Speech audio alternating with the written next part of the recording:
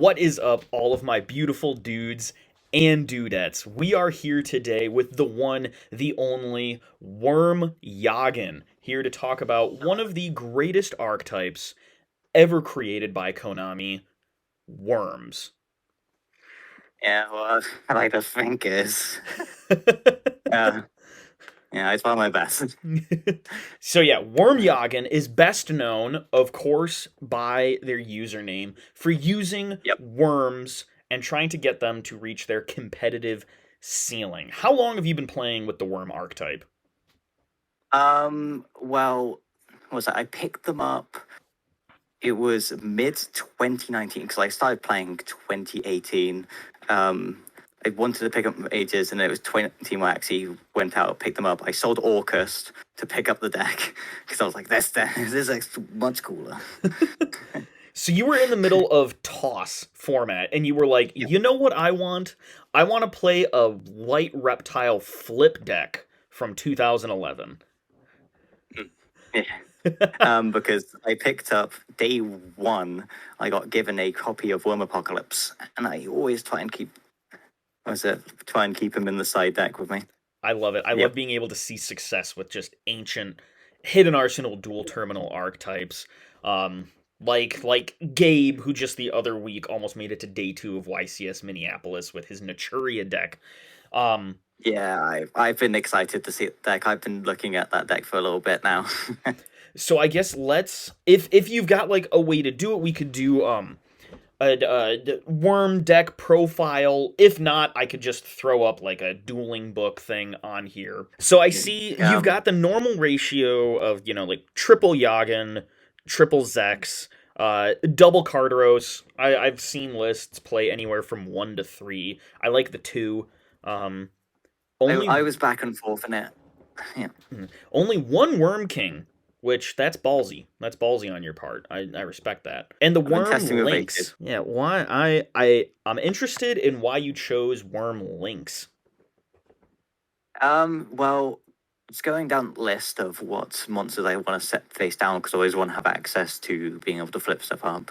Of stuff going on with WW Meteorite, and I was thinking, well, quite a few cards of just draw. Like I'm losing. Sometimes we lose quite a bit of card advantage with some of the traps, the super poly stuff like that. Mm-hmm. So I wanted to have the accessibility of like drawing cards.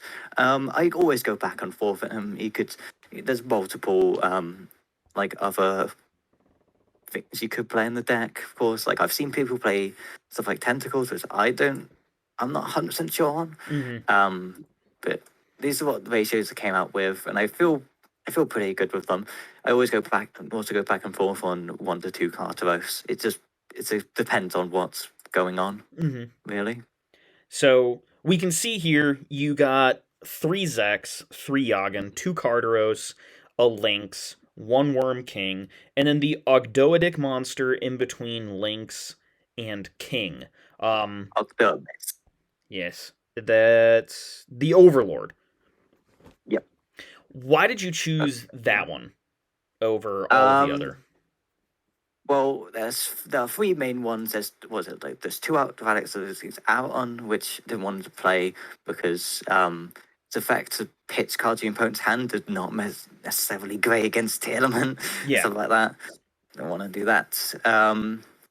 But Ogdo Abyss being able to send basically the entire board when I'm able to. It's leverage. It takes a lot of flak usually, which sometimes I like to see in a card where it's like it has the potential to have like a stupidly good effect. So everyone just funnels stuff into that while you're actually just like doing your main thing where they're not actually noticing it. Mm-hmm.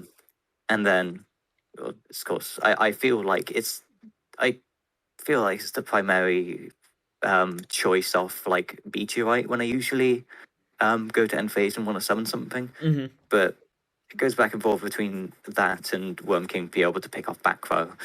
Of course, it's like if I go against a deck that has like a few back row, a few mons I really want to pick off, I'm going to be grabbing Worm King. That's the reason why I got it as 1 in there as well. Mm-hmm. And the Naula, Nautla, Nauya. Yeah, I think.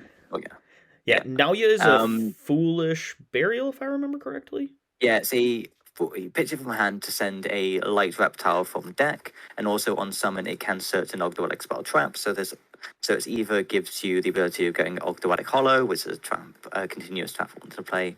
It's like graveyard disruption, it's quite fun. Or if your Zex gets hit, you can pitch it to send a Yagan from deck. Okay. So it's got that flexibility. Hmm. And I'm assuming that the heavenly, if I remember right, the Lord of the Heavenly Prison, that's just to give all of your set monsters the protection that you need. Yeah, all set cuts. This is the tech stuff. Summon it from hand, gets to set anything you want from deck for the turn free play, and also can just be a big body sometimes. Excellent. And of course, summon limit. I understand. Floodgate. You're usually not going to be summoning more than twice per turn. Yeah. Trap trick searches most of the. It searches Meteorite. W Nebula Meteorite, and that's the important thing. Yep. Extra have duality, digging into the deck. Super poly. Most of your deck is light reptiles, and it's really good against tier. Do you want to talk about the Hidden City, the new card from Darkwing Blast? Yes. I think it's really cool being able to protect your face down monsters from targeting, and when if they're flipped while it's already face up on the field again 15-15, it makes it so your board actually has a big presence. You're actually able to push damage much sooner. Mm-hmm. Has a lot of a lot of abilities on it, and also if it's popped, you get to summon something back, which we to be targeted, and because you don't want them to give them 15-15 to like two, 3 monsters on the board. That's like quite a bit of damage showing on there, especially if you're giving it to like one of the big monsters. Potentially, if you like flip up, flip back down, or flip down, flip out, Ogre base is going to go to like 46. It's Mm-hmm. like it's going to be hard to deal with. Yeah. And then you get to reboard a monster. So, I really enjoyed it. It did really well this little for that locals at least. But I was back and forth between 3 and 2, so I wouldn't hate if anyone cut it down, really. And the new Reptilian, the Lamia that came out a couple sets ago, and well, I'll also show up the extra deck. Can you explain, like, I guess we'll just hop right into you explaining the combos and, theory crafting behind the deck. Okay. So the combo is Zex. It gets an awesome Zex. It's on my was it Matt? Oh, I need to grab it now. It's over there. I'll pick it up. Was it? You get a normal summon Zex effects and Yagan. Yagan effect and graveyard summon itself, and then you have Meteorite and do stuff from there. Mm-hmm. But here is where my controversial take is going to be held. Not you see it in hand, and you're choosing between Zex and Yagan. Sometimes I like more often than not at this point, I'm choosing to just set the Yagan straight forward over than just normal summon to Zex, because there are so many things that are against it right now. What is it? You've got Ash, Vela, Imperm, Crow, Bestials, because you've given the monster it's a light reptile you've sent to the graveyard. It's a lot of things that causing issues. So at some point, there's a potential that I might just end up slowly like bumping it down maybe to 2. But I of course, it's not as many people had Bestials because this is week 1 of Darkwing Blast, so I can't leverage that. But yeah, I think the ratios of Zex definitely could change in the future, and could swap into other monsters that have to do a lot more lockdown and do stuff with Flip. Like I've played Fossil Dino Pachycephalo before, because Flip gets to pop everything, it's going to stay there, and then it's just a thing they need to deal with. Yeah. Also, especially with the if you had that Hidden City up, it's going to be quite big as well. So it's you can definitely melt this slowly into something that's like has the weapons in there, but also is like stun, has some that kind of elements. But it's a little thing. I don't think sex is always the best normal summon. Okay. All right. That is really interesting, but your explanation behind it makes a lot of sense. Especially with Ghost Bell definitely coming more into the format with the Ishizu cards. I can totally understand why set Yagan is better than normal summon Zex. It's one funny thing, actually, for maybe remember this. Um, Bell isn't actually the worst thing because Yagan is not once per turn. There's no once per turn on Yagan. You can just, if they just negate it, you just do it again. You're just You like, could okay. like you could, yeah, that's happened to me multiple times. Not this, but wait, before.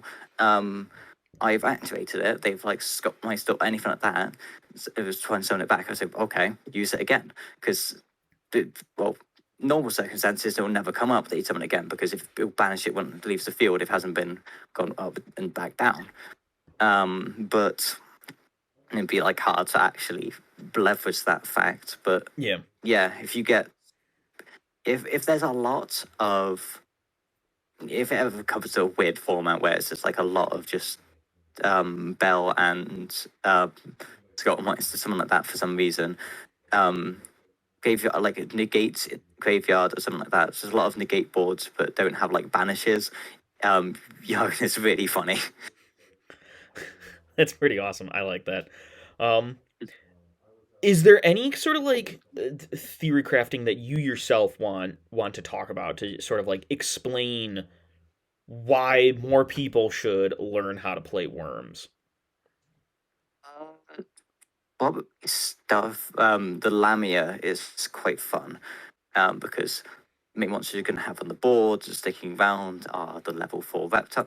It's going to be Yarg and Zex, sometimes Kato, stuff like that. Mm-hmm. It's a level 2 tuner that you're able to either normal it and sync it off into Reptilian Hydra, have chain 1 Hydra, chain 2 Lamia to pop 2 cards and draw 2, or you can just special it from your hand. If you've already done Zex, you need to get rid of stuff.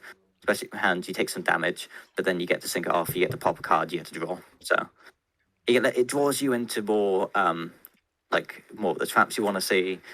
It's monster removal. I think it's genuinely really good, and I haven't seen it any other place. It's like really odd. Mm-hmm. It's like I haven't seen a lot of things around, especially like also I hadn't really seen stuff of the Octo Abyss appear, and I've got some things that I see way too oftenly, in my opinion, like Evil Dragon and Hunter. People are still really like playing that. I don't really understand it as much because I don't think it's doing too much. I will admit that I was one of those people that was playing Evil Dragon and Anta. The like the 2 weeks or so that I was playing Worm, leading up to the release of Ghosts from the Past from my Dragoonity support that I was eagerly awaiting. Um, so I will apologize for my I have past self for that sin. you're forgiven. Don't worry.